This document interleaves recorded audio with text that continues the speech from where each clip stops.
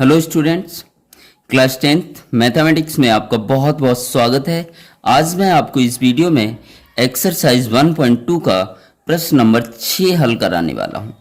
तो प्रश्न नंबर 6 को पढ़ लेते हैं कि व्याख्या कीजिए कि 7 गुणा 13 गुणा 13 प्लस 13 और 7 गुणा 6 गुणा 5 गुणा 4 गुणा 3 गुणा 2 गुणा 1 प्लस 5 भाज्य संख्याएं हैं और क्यों है उसका आपको कारण देना है। तो सबसे पहले हम भाज्य संख्याओं के बारे में जान लेते हैं, उसके बाद ये प्रश्न आपको हल कराता हूं। ये प्रश्न बहुत ही आसान आपको लगेंगे, लेकिन आपको पहले सीखना होगा कि भाज्य संख्याएं कौन सी होती हैं। जैसे कुछ संख्याएं मैंने यहां पर ले ली, जैसे 2, 3, 4, 6, 8, 11। तो इसमें मुझे देखनी है कि कौन सी भाज्य है कौन सी अभाज्य है। तो इसके लिए हम क्या करेंगे, इनके गुणनखंड करेंगे। 2 के गुणनखंड होंगे नहीं, तो 2 कैसी होगी, अभाज्य संख्या। कैसी होगी, अभाज्य संख्या।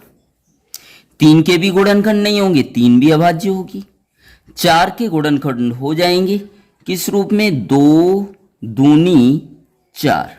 तो ये कैसी कहलाएगी, आपकी भाज्य संख्या। कैसी कहलाएगी, भाज्य संख्या। ऐसे ही 6 के गुणनखंड हो जाएंगे, क्या हो जाएंगे, 2 गुणा 3। तो ये भी कैसी होगी, भाज्य संख्या। तो भाज्य संख्याएं उन संख्याओं को कहते हैं जिनके क्या हो जाते हैं, गुणनखंड, या जिन्हें 2 संख्याओं या 2 से अधिक संख्याओं के गुणा के रूप में लिख सकते हो। इसी प्रकार से अगर मैं 8 के करना चाहूं तो 8 के क्या हो जाएंगे, 2 दूनी 4 दूनी 8। इसके भी गुणनखंड हो गए, तो ये भी कैसी संख्या है, भाज्य संख्या है। तो मैंने क्या बताया कि भाज्य संख्याएं वे संख्याएं कहलाती हैं जिन्हें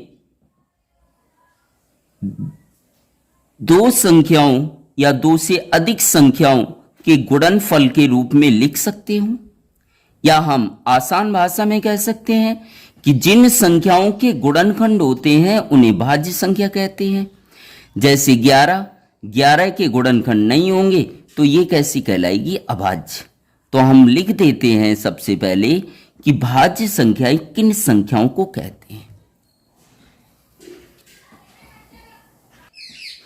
तो हमने यहां पर लिख दिया, भाज्य संख्याएं वे संख्याएं होती हैं जिन संख्याओं के गुणनखंड हो सके अथवा जिसे कम से कम 2 संख्याओं के गुणनफल के रूप में लिख सकते हो। जैसे इसे मैंने 2 संख्याओं के गुणनफल के रूप में लिखा, क्या लिखा मैंने, 2 गुणा 2। इसे 2 संख्याओं के गुणनफल के रूप में लिखा, 2 गुणा 3। इसे 2 से अधिक संख्याओं के गुणनफल के रूप में लिखा, 2 गुणा 2 गुणा 3, 2 गुणा 2। अब आपके दिमाग में एक क्वेश्चन और आ सकता है, 11 के भी गुणनखंड हो सकते हैं, 11 एकम 11, लेकिन 1 की हम यहां पर गिनती नहीं करेंगे, क्योंकि 1 का गुणा तो हम किसी भी संख्या से कर सकते हैं, इसलिए यहां पर 1 की गिनती नहीं होगी। तो भाज्य संख्याएं वे संख्याएं होती हैं जिनके गुणनखंड हो सके या जिन्हें कम से कम 2 संख्याओं के गुणनफल के रूप में लिख सकते हो।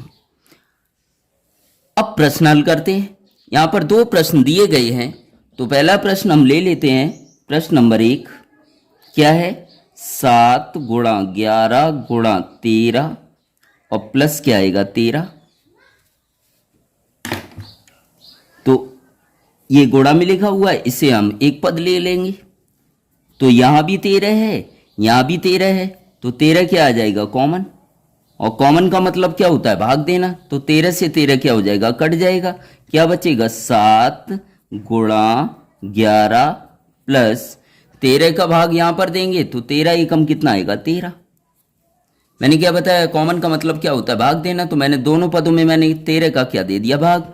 अब आगे हल कर लेंगे, 13 कोष्टक 7 का गुणा 11 में करेंगे, कितना आएगा, 77 प्लस 1 जैसे का तैसा। अब यहां पर 13 यहाँ पर कोई चिन्ह नहीं तो गुणा लिख देंगे। 77 में 1 जोड़ेंगे कितना आएगा 78। अब यहाँ पर जो प्रश्न दिया गया था उसे मैंने दो संख्याओं के गुणनफल के रूप में लिख दिया, अर्थात यह कैसी संख्या होगी, भाज्य संख्या। तो यही चीज हम लिख देंगे यहाँ पर।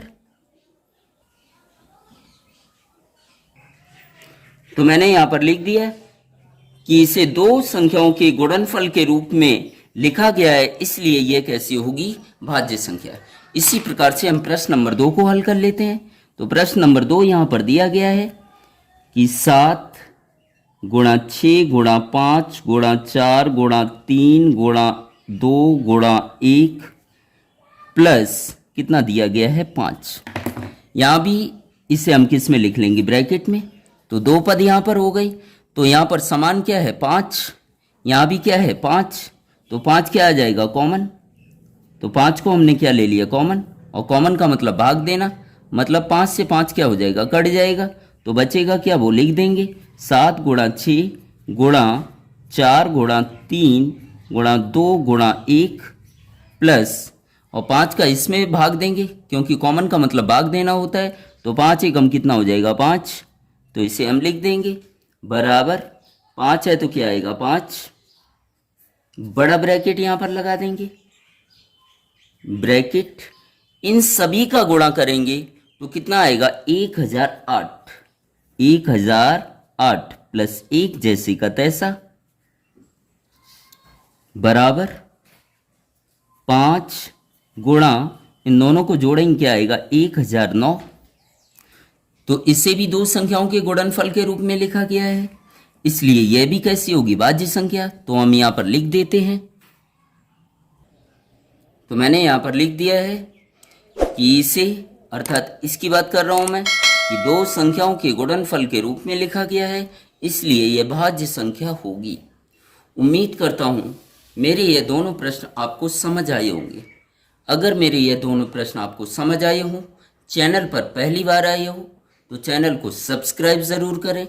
और इससे पहले की वीडियो अगर आप देखना चाहते हो तो उसका लिंक डिस्क्रिप्शन में दे दिया जाएगा, अथवा हमारे चैनल पर जाइए, प्लेलिस्ट में जाकर चैप्टर नंबर 1 खोलिए और लेक्चर वाइज वहाँ प्रत्येक प्रश्न का हल आपको आसान भाषा में मिल जाएगा।